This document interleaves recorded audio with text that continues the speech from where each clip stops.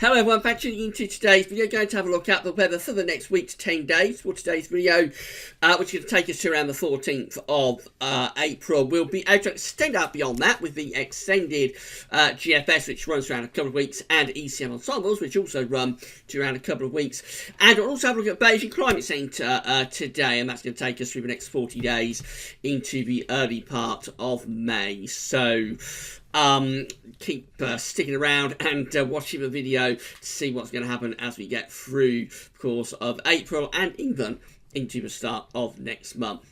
Just able to, if you're enjoying the video content at the moment at Gazworthy, can you please consider becoming a patron for Gazworthy? We've got 60 patrons so far. Hello, and a big thank you to all of our 60 patrons. Special thank you to you for your support. If you would like to become a patron for Gazworthy, all you need to do is come to Gazworthy's Patreon page, sign up for a Patreon account, and you can pledge an ongoing monthly donation to Gazworthy. It can be anything from $1 a month upwards. And by doing that, we will give you a mention in videos. We'll say thank you to this person for becoming our latest patron. So, if you would like to get a mention in the videos, that's how you do it via Patreon. Become a patron for Gazworthy. You'll be helping us to pay for our content. Conversely, there's also PayPal. So, if you would like to give a one-off donation to Gazworthy, again, you get a mention in the videos if you want one. Then all you need to do is come to the Gazworthy's PayPal page, sign in to your PayPal account, and then you can pledge a one-off donation to Gazworthy's. And by doing that, you are helping us to pay for a website, helping us to keep all the content online.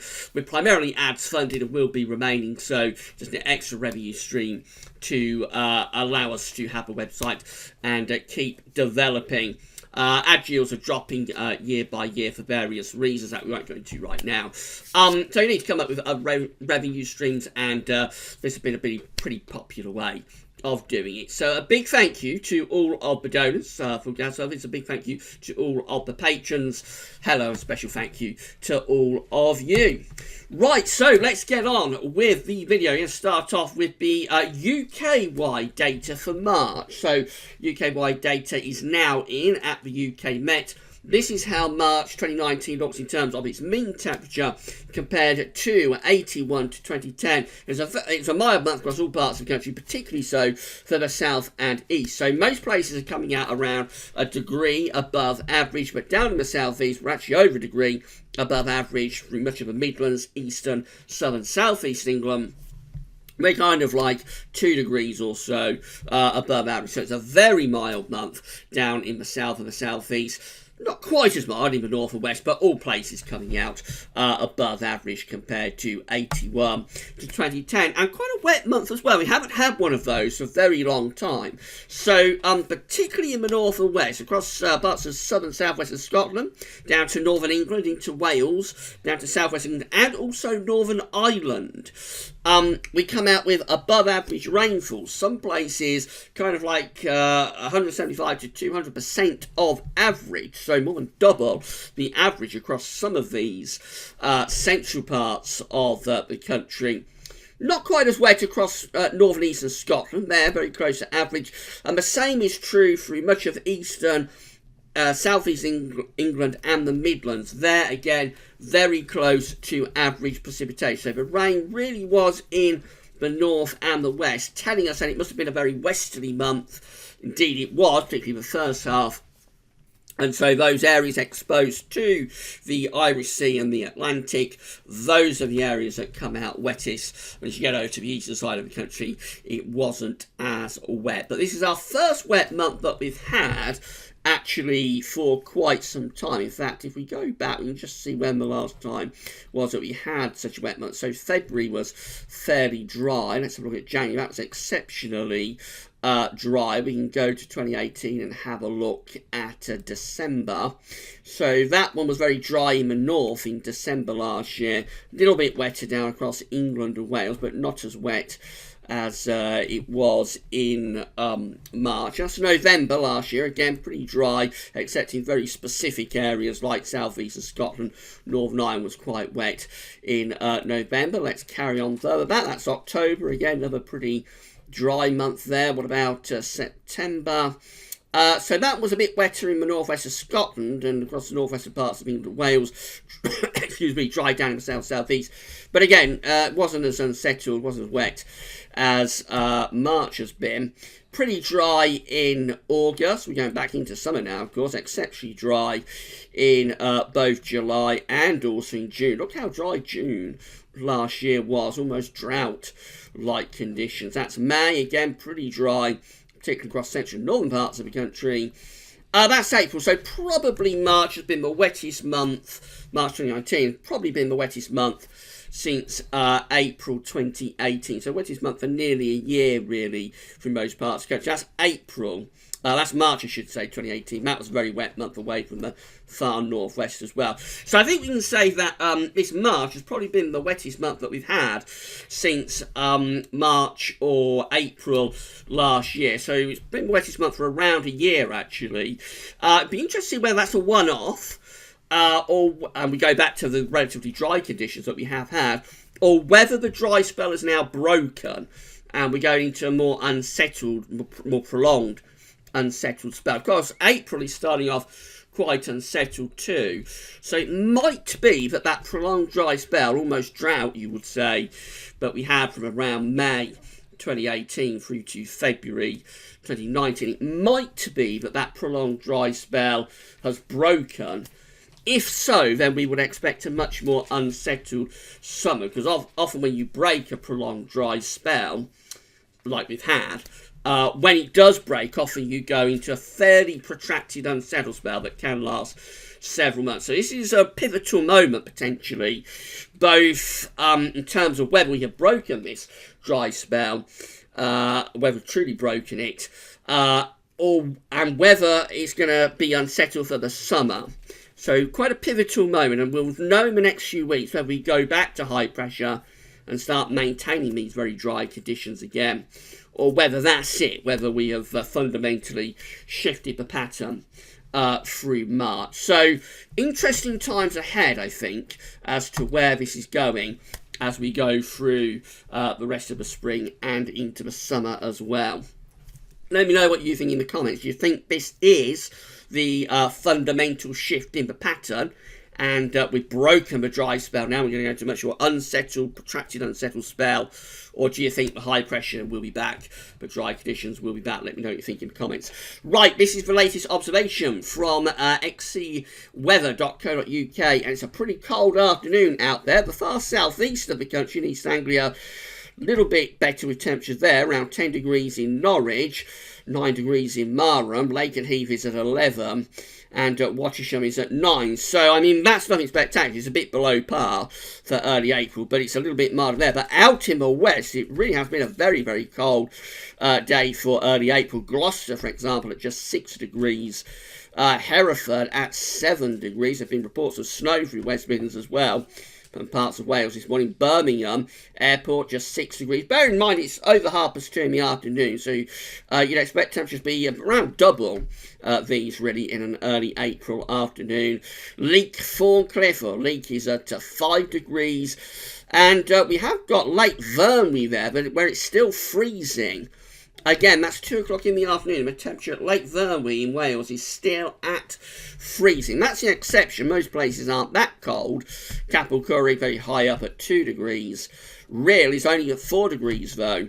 That's lower down and close to the coast. So you get the idea that in Wales it is a remarkably cold afternoon. Senny Bridge at 3 degrees. Remarkably cold afternoon in Wales, not as cold as out elsewhere, but temperatures are generally very significantly below par. Scotland, Estalmuir is at 5 degrees, then going further north, still Strathallan is at 7, Aviemore is at 6, Inverness is at 6.2, over towards Northern Ireland, Belfast is at 8 degrees. So it is a cold afternoon out there for early April. When you think that back in February we were seeing temperatures nearly at 7 degrees, nearly at 20 degrees I should say, or we got to 20 degrees back in February, and here we are in early April struggling to get the temperature above freezing across some parts of Wales. You just never know with the weather what it's going to do. It's always trying to find ways to shock us and surprise us, and here we go again. It's happened again. We've had a very mild, very warm, you would say,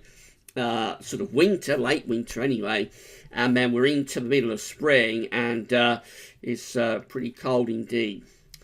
Right, let's do some forecasts then, and these are the 500 millibar height anomaly flowcharts from Penn State University. We've got the ECMWF here on the top, and the GFS, which we'll have a look in a moment, is on the bottom. 500 millibars, 80,000 feet is an area in the absolute high pressure and low pressure are being moved around by the jet stream running above. Red extrapolates high pressure, blue to low pressure. We keep a blocking signal going on in the week to 10-day time frame with high pressure to our north, to the north of Scotland and going up towards Greenland with the ECMWF. There's a trough of low pressure below average heights in the middle of the Atlantic. So the jet streams coming through down there, we're on the cold side of a jet stream. We've got low pressure in the middle of the Atlantic, that's trying to throw rain bands in across the country. Of course, a blocking is trying to bring down colder northerly winds. So essentially, the ECM does look rather cool, I should say, perhaps rather cold even, with winds in from the north and the northeast, with that blocking area of high pressure going up to the middle of April. And the low pressure in the Atlantic could provide the energy for some precipitation at times as well. The GFS is very similar, so again we've got this low pressure in the Atlantic, although it is closer to us, so it's a bit more unsettled with the GFS solution. We do also have that blocking area of high pressure. It's across Greenland and possibly going more towards the Canadian side of the Arctic, so it's a little bit further northwest, that blocking area of high pressure compared to where the ECM has it. Nevertheless, both models are generally quite cool and potentially a little bit unsettled as we're heading up towards a week to 10-day time frame. GFS ensembles, looking at London today. So the red line here is the 30-year upper air temperature average for London. We're starting off a little bit on the cool side at the moment. It is lifting the temperature up. At least the upper air temperatures are lifting up as we go through weekend and into next week, and then just staying very close to the 30-year temperature average, or a little bit above the 30-year temperature average as we go into the second half of April. Bear in mind, these are upper air temperatures. We're going to be bringing in an easterly wind over the weekend and lasting through much of next week. And although the upper air temperatures possibly won't be too bad, I think these easterly winds, although they probably will be fairly mild over the weekend, I think next week they do potentially get a little bit colder, actually, with those easterly winds. So I'm not sure next week is going to be terribly inspiring. It might bring in a lot of cloud, and we may have some pretty chilly temperatures as well, especially in the east where we're exposed to those easterly winds. As far as precipitation is concerned, it looks a little bit unsettled now, I have to say. So we're expecting that we go back to drier conditions through the second week of April after this unsettled start. But now it is beginning to look just that little bit more unsettled, especially maybe as we go towards the middle of April. So this period just here is looking really very unsettled indeed. Before that, there are precipitation spikes, but there will be drier conditions too. But this period from around, say, the 12th through to the 17th of April, possibly shaping up to be quite unsettled. Temperature anomalies from the 4th to the 12th of April coming out below average, so it looks pretty chilly again in the week ahead, not just for the UK, but for much of Western Europe, Scandinavia, Ireland, France, Spain, Portugal, all of the west of Europe really coming out cooler than average. The warmth is over in the east and the southeast of Europe. Precipitation anomalies. So some places, particularly for the south and west of the country, a little bit wetter than average. Northwestern Scotland, though, is coming out a bit drier than average. So it does vary from area to area, but overall still quite unsettled, I think you would say, from the 4th to the 12th of April. That's how the GFS 6 o'clock run is looking for Sunday. And you can see what's going on quite clearly. We saw it on the height anomaly flow chart. We've got all this high pressure sitting up here, lots of high pressure to the north from Scandinavia to Greenland. Low pressure is underneath it. The jet stream is on quite a southerly track as well, and we're bringing in these easterly winds. Now, because we've lost the legacy of cold air to the east that we would have had a month or two ago, these aren't particularly cold easterlies. In fact, over the weekend, we probably see temperatures lifting up to the mid-teens. But there will be a lot of cloud being dragged in with these easterly winds, and that will have a limiting effect on the temperatures as well. Into next week, we keep this sort of situation going. High pressure continues to be blocking to the north, low pressure to the south, still bringing in these easterly winds. And you'll notice the isobars are just coming more north of these by Tuesday. So the air is beginning to originate from around there. Over the weekend, the air is going to be originating from around here and moving in on the east winds. But through next week, it looks like the air will be originating from up here and coming in on those east winds. So temperatures probably drop with these easterly winds as we go into next week. Nowhere near as cold as it would have been if this had happened a month or two ago, but nevertheless it probably will feel cooler, will become cooler next week compared to the weekend. And we keep this pattern going up to the end of next week, even high pressure continuing to block to the north and east, low pressure in the Atlantic being held at bay by that blocking area of high pressure. That's how things are looking at day 10, which is Sunday the 14th of April, and by then we're just beginning to see signs of the high pressure begin to slip southwards and start to pull up milder winds from a southerly southwesterly direction. So by day 10, we're possibly going back into genuine spring-like conditions. In the more extended range, we sort of go into a slightly unsettled spell of weather. So we're keeping high pressure to the southwest and also to the northeast. We have a go at bringing some low pressure. By the time we get through to the end of the GFS run, which is Saturday the 20th of April, and that is Easter Saturday, of course, that's into the Easter weekend. And Easter weekend updates will begin at Gazrovitz over the weekend. Easter will be within the time frame of the GFS model this weekend, so that's when we're going to begin our Easter updates, probably on Sunday. I'm not sure I'll have time to do an Easter update on Saturday. By the way, there may not be weekend forecasts or any videos coming up on Saturday. I've got a very busy day. I've got to go to a birthday party, a night shift birthday party on Saturday, so I probably won't have time to do. I'll try and get weekend forecast in maybe, but I may not be able to do many videos at all on Saturday. But anyway, back to today's video. This is the GFS, how the GFS run ends on Saturday. We've got this low pressure, Saturday 20th of April, I should say. Got low pressure out to the west, high pressure out to the west, I should say. And we're bringing that northwesterly wind. The parallel GFS run, again, the winds are in from the east on Sunday. As we go through to next week, those east winds are maintained. Winds just go more north of these, so it will be colder, I think, through the early part of next week. And then as we go through to the end of next week, start to draw up some milder air from the southwest again, and head up towards the middle of April. That's how we're looking. Sunday the 14th of April, day 10, has high pressure to the east, low pressure out to northwest. Much milder air is being pumped up from the south and the southwest. In the extended range, goes more unsettled and rather cool again, actually. The wind's going back into the north again as we move through into the second half of April and into the Easter weekend. ECMWF looks like that. High pressure to the north, low pressure is to the south. On Sunday, we're bringing in those easterly winds. The easterly winds are maintained into the early part of next week, with the wind going more north of east. Will be a bit colder too. And then as we get through to day 10, high pressure begins to slip southwards, low pressure's out in the Atlantic, milder, maybe even warmer air is starting to push up from the southwest. So it does look as though by day 10, we're turning things quite a lot milder, with the wind turning into south-southwest. Possibly going a bit unsettled though, with low pressure out in the Atlantic. We're unsure how long any sort of mild push from the south will last. These are the options on the table within the ECM ensembles today at day 10. These are the postage stamps via the Icelandic Met Office. This is for the 14th of April, which is day 10. So we've got 21 members of the ECM ensembles, including the control and operational run at day 10, with high pressure to the north, but also extending to the east of the country. Low pressure is out in the Atlantic. And we're drawing up the winds from a southerly to southwesterly direction, so going milder with those 21. Excuse me. Then there's 16 members of the ECM ensembles with low pressure to the south and over the UK.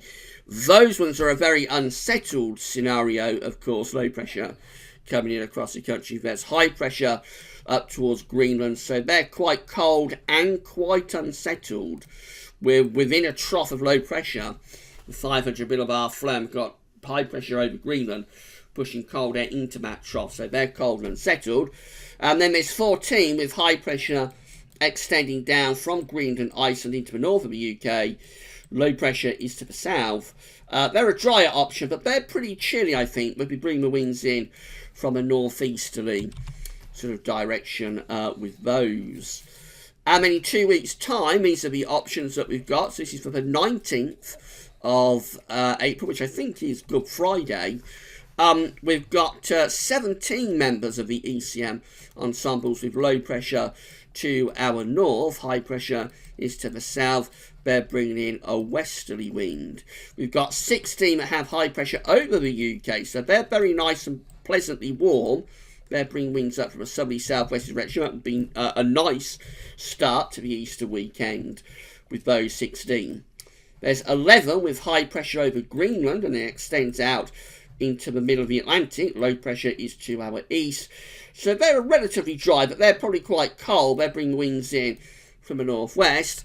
And then finally, there's 7 that have high pressure more or less centred over the top of the country. So they're a nice option as well. So between the 7 that we have there and the 16 that we have there, we have got a relatively decent chance that by the Easter weekend we'll find ourselves with high pressure and hopefully some drier and warmer conditions for Easter.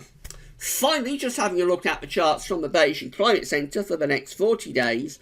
So these are 500 millibar heights, and they're broken down into 10-day periods. The first 10-day period will take us from the 6th through to the 15th of April. The coming 10 days has low pressure close to the country, so it is going to be quite unsettled.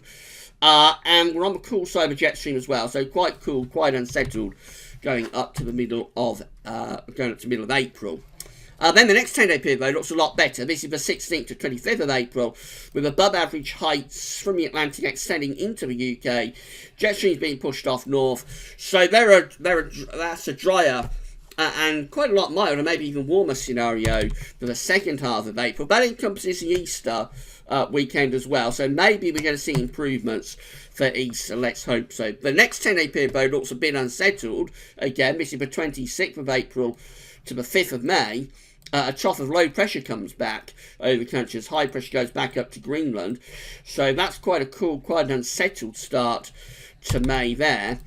And then finally, the final 10-day period, day 31 to 40, which is the 6th to the 15th of May.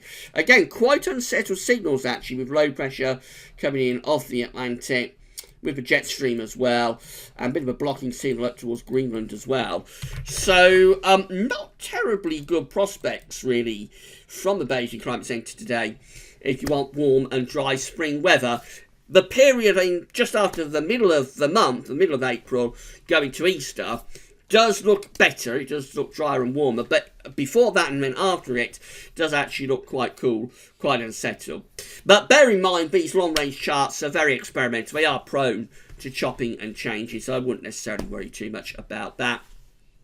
The shorter range is telling us that we're going to get these easterly winds coming along over the weekend and into next week as well. It's going to be quite cool, I think, particularly through the first half of next week, maybe a bit cold. And it will be a little bit unsettled as well. There will be some showery bursts around. Looks like we could go drier and warmer heading up towards the middle of April. And then where we go beyond that into the second half of the month, does the drier and warmer conditions bed in? Or do we go back to cool and unsettled conditions? That very much remains to be seen. Right, we'll be back tomorrow with another week 10-day video update. And it's also JMA Friday as well tomorrow. That's going to be your month-ahead look ahead with Japanese and CFS V2 models. That's all for now, though, and thanks for watching.